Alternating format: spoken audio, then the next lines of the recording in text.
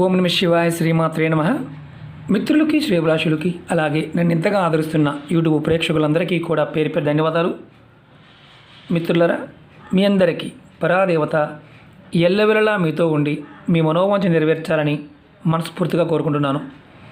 ఈరోజు మనం ఒక తేలికైన అద్భుతమైన ఉపాయం గురించి తెలుసుకుందాం. ఈ ఉపాయం చేయడం వల్ల మీరు ఏది అనుకుంటే అది జరుగుతుంది, అలాగే మనోసంకల్పాలు నెరవేరుతాయి. చాలా తేలికైన అద్భుతమైన శక్తి కలిగిన ఉపాయం. ఆకు పైన ఒక నెంబర్ రాయాలి.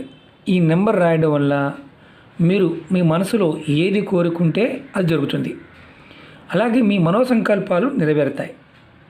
ఈ ఉపాయం చేయడం వల్ల మీ జాతకంలో బుధగ్రహం బలపడుతుంది. బుధగ్రహం బలపడటం వల్ల మీరు చేసే ప్రతి పనిలో సఫలత లభిస్తుంది.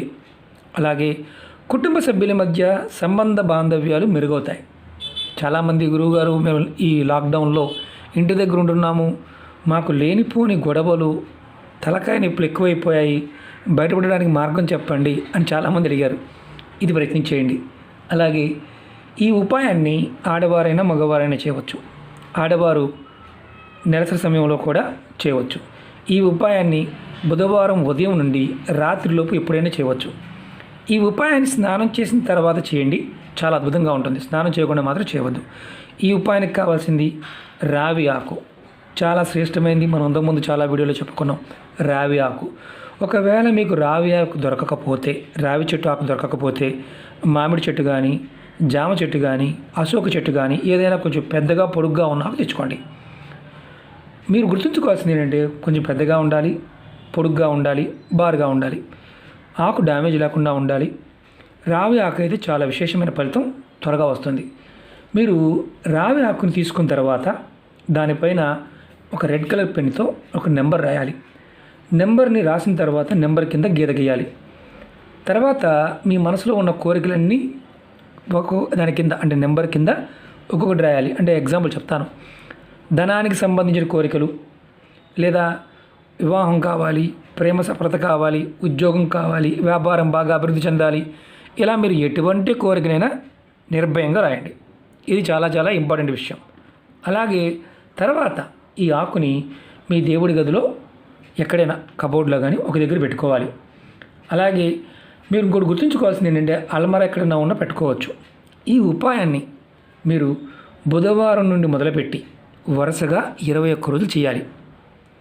21 రోజులు చేయాలి.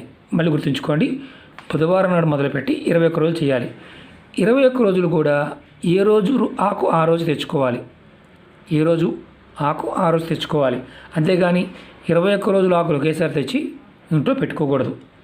అలాగే మీరు బుధవారం మొదలుపెట్టిన తర్వాత కంటిన్యూ చేయాలి. మధ్యలో గ్యాప్ రాకూడదు. గ్యాప్ వచ్చిందా ఇబ్బంది.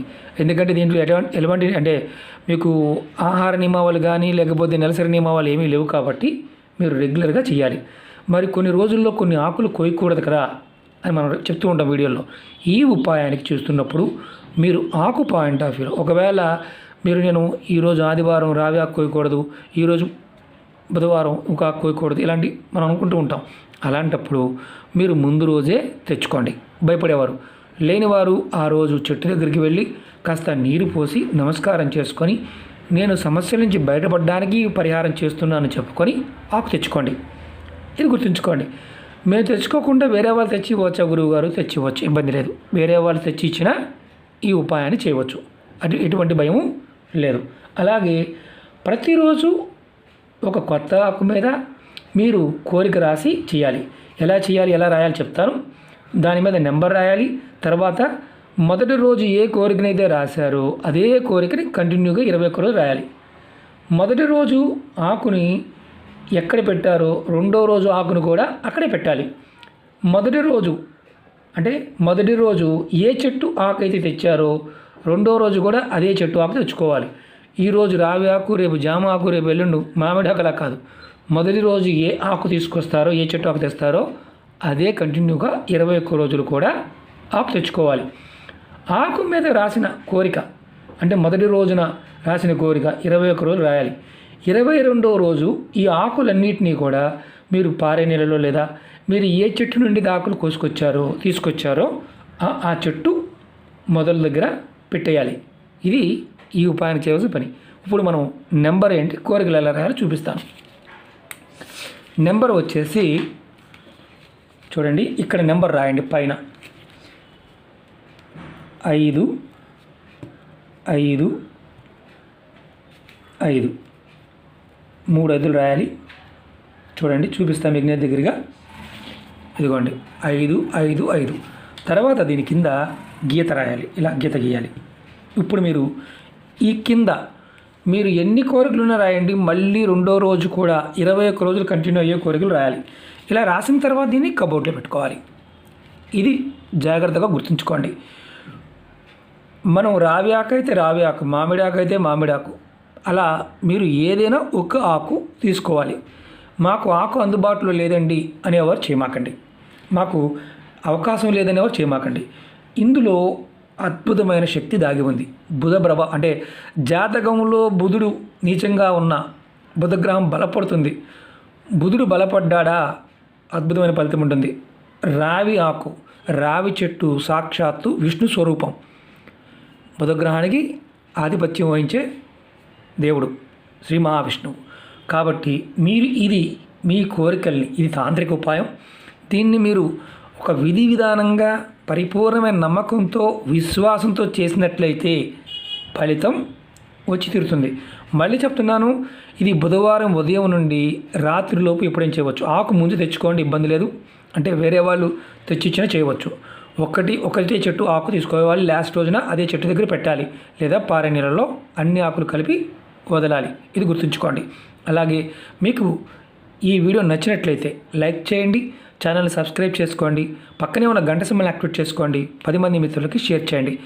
మీ అందరూ గుర్తుంచుకోవాల్సింది ఏంటంటే, మీరు ఇలాంటి తేలికైన ఉపాయాలని పరిపూర్ణమైన విశ్వాసంతో నమ్మకంతో ప్రయత్నించేయండి. అంతేగాని ఏదో చేస్తున్నాం కదా చేయవద్దు. సగం చేసి వదిలేయవద్దు, పూర్తి చేయడం ప్రయత్నించేయండి. సగం చేస్తే ఫలితం రాకపోగా మానసికంగా ఒక భయం వస్తుంది.